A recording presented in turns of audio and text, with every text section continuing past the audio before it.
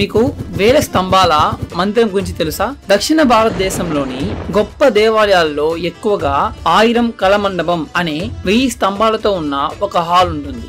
అట్లాంటి గొప్ప హాల్ కారణంగా ఇవి చాలా అద్భుతంగా కనిపిస్తాయి. ఎందుకంటే ఇంతటి గ్రాండ్ హాల్ చుట్టూ ఈ స్తంభాలు ఉన్నాయి. కానీ ఒక పురాతన దేవాలయం తిరుపెరుందురై దేవాలయంలో అటువంటి 1000 స్తంభాల హాల్ లేదు. ఎందుకు? ఇంత అద్భుతమైన శిల్పాలతో ఉన్న గొప్ప దేవాలయాన్ని కట్టిన ఆ శిల్పి ఇక్కడ ఎందుకు 1000 స్తంభాల హాల్ తయారు చేయలేదు? నిజానికి అతను చేశాడు, కానీ అది అనేక శతాబ్దాలుగా దాగి ఉంది. మీరు ఆలయంలోకి ప్రవేశించినప్పుడు ఈ 2 స్తంభాలు మీకు కనబడతాయి, కానీ దేవాలయం లోపల ఏముందని చూడాలనే ఆసక్తితో మీరు ఈ 2 స్తంభాలను పెద్దగా పట్టించుకోరు. ఒకవేళ మీరు వీటిని గమనించినా ఈ 2 పెద్ద శిల్పాలు మీ దృష్టిని ఆకర్షిస్తాయి. అవును, ఒక్కొక్కటి ఒకే రాతిలో చెక్కిన 2 అద్భుతమైన మహాశిల్పాలు ఈ స్తంభాలపై ఉన్నాయి. కానీ అసలు రహస్యం ఆపోజిట్ సైడ్ లో ఉంది. జాగ్రత్తగా గమనించండి.